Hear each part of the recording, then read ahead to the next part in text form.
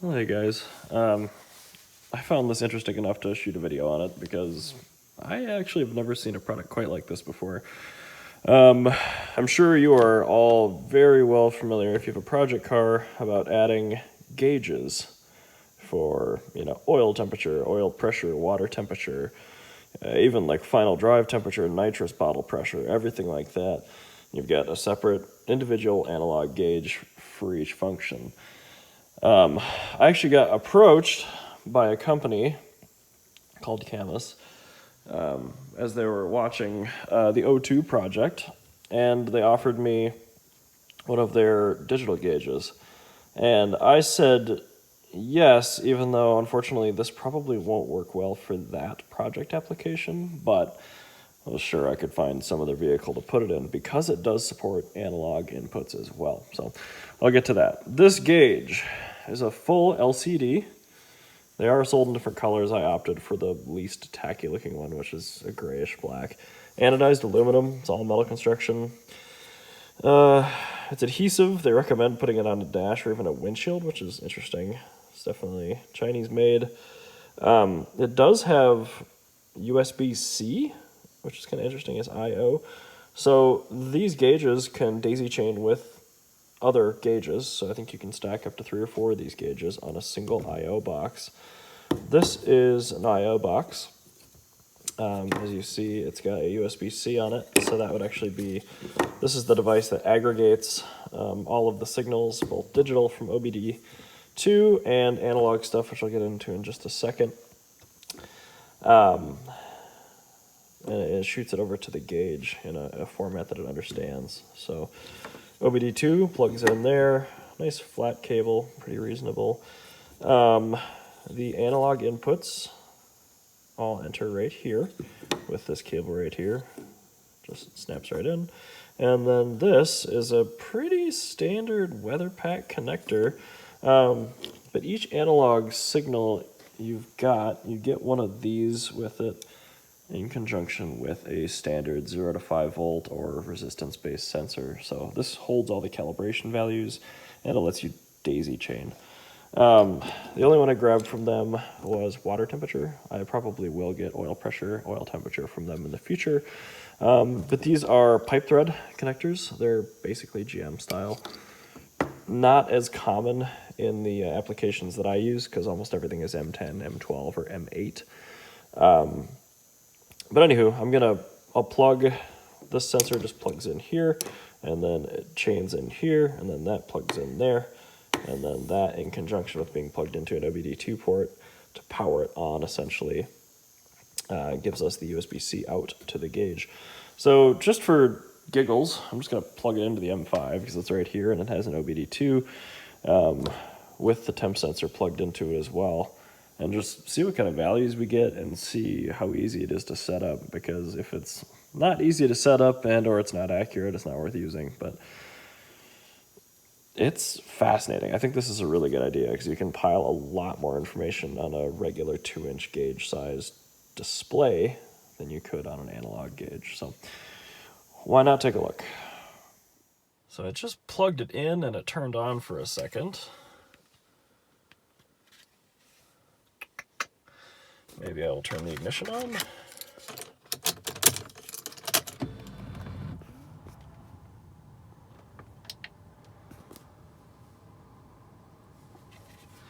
Now these do come with a remote.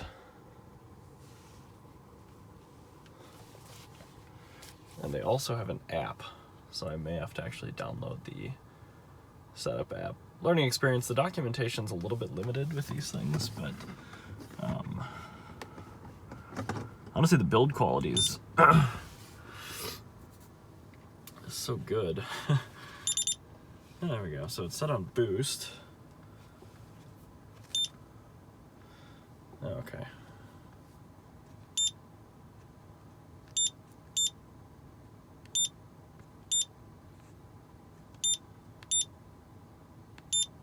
Okay.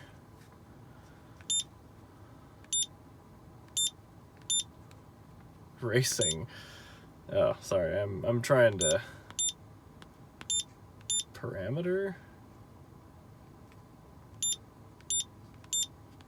Okay. Aha. So let's see if, sure, let's try tachometer. All right, and can we set the lower parameter? Let's try, this is a pretty old car, but let's see if we can get water temp out of it. I'm gonna fire up the car here.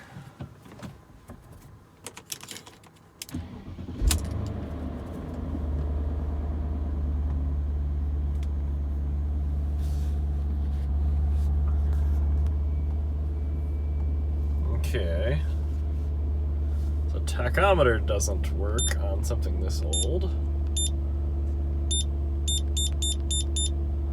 Let's try intake temperature.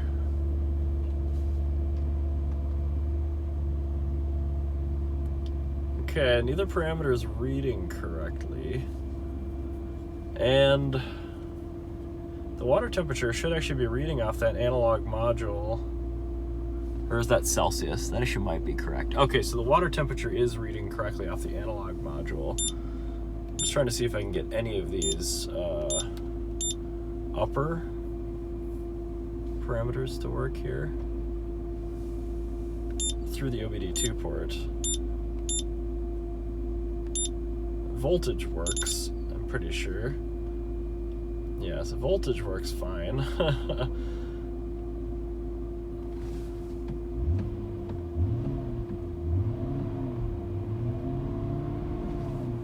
Pretty responsive gauge, actually.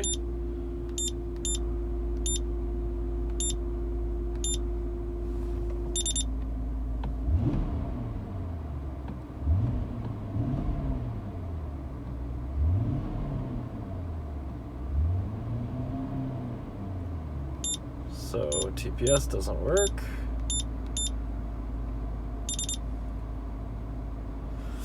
Okay, so on a 2000 model year vehicle, none of the OBD functions work. Maybe I'll plug it into the 1M and see if I can get any of this stuff through there. Set it back to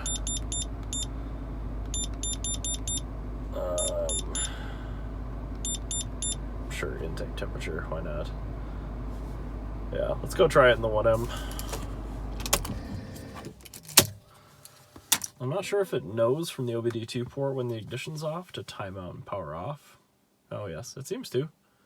So that's nice. Okay, so on the 1 series, it actually has a lot of working functions with the OBD2 port.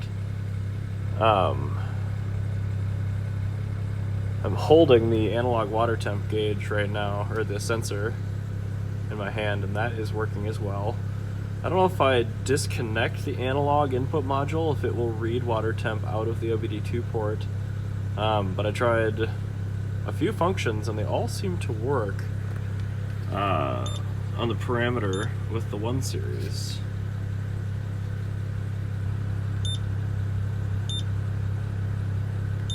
So I don't know if this thing has pyrometers.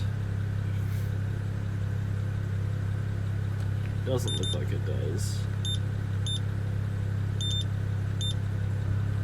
It does have oil temp. We'll see if the car can read that. And that might actually be correct still. I don't know how to change any of these values to Fahrenheit, unfortunately. It may be something that's just not covered in the documentation.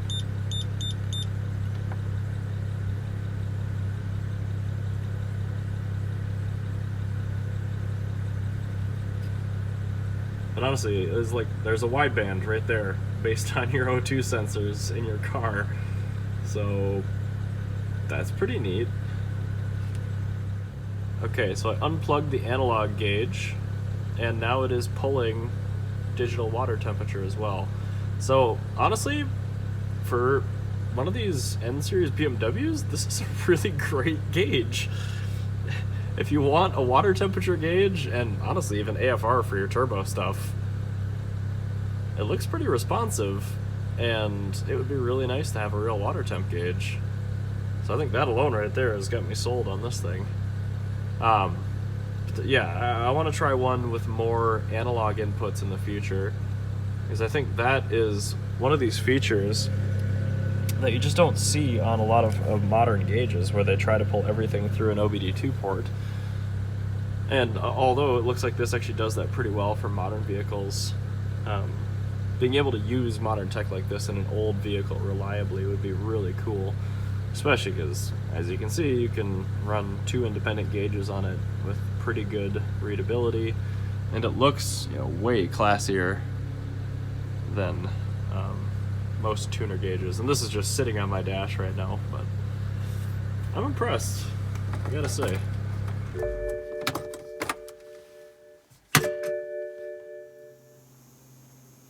And component number 2, I actually wasn't expecting this to show up in the same package, but I'm actually glad it did. So what these are, if you've been hanging around cars and any sort of daily tuning for the last 15 years, you've probably heard of devices called Windbooster. That's kind of the name brand. Windbooster obviously is this copycat brand or whatever. But what these do is pretty much every vehicle sold after 2001 is drive-by-wire throttle. And this plug should look awfully familiar to you if you've messed with any of that before. What these are bypass devices that will essentially, this will plug into your accelerator pedal. The signal's processed in here and modified, and then it is relayed to your ECU and your throttle body right there.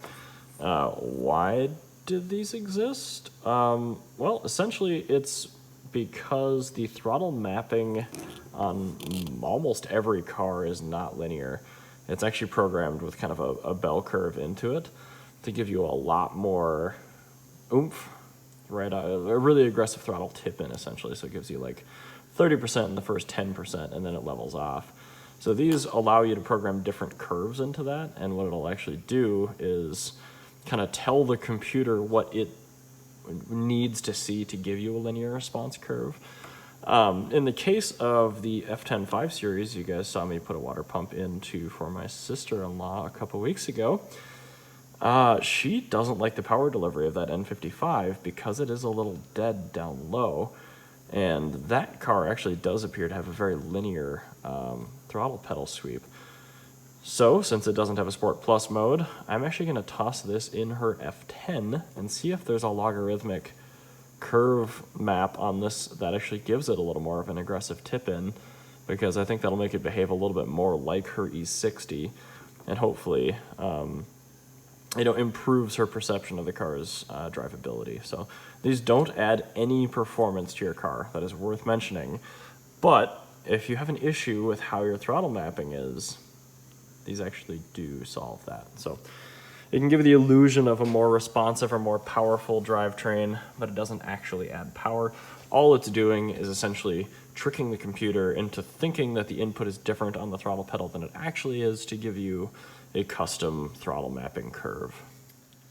One thing I thought was really funny is they're actually using Apple Lightning connector to map to this thing. This is a really well-made little item. It's a CNC milled anodized aluminum piece with a lightning connector on it. A little adhesive strip. This is designed to kind of mount on your dash so you can toggle modes.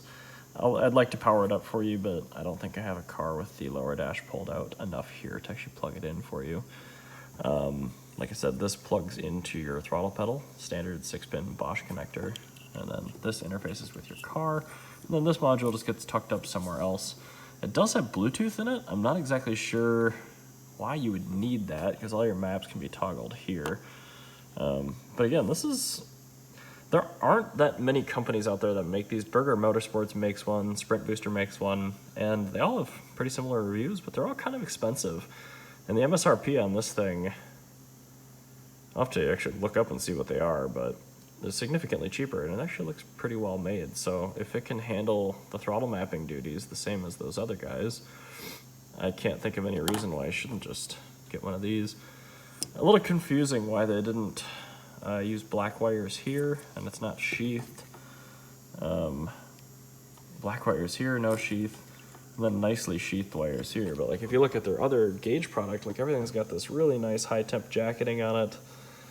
Just a little inconsistent. So either way, I'm pretty impressed with the quality, but I'm confused by their choices. Again, this is not a device I would ever buy for my own vehicle, but in this particular case where the throttle response is just worse or so different coming from an NA car to a turbo car, this might actually be able to take up a lot of that slack and absorb the learning curve essentially, so you don't have to think about it.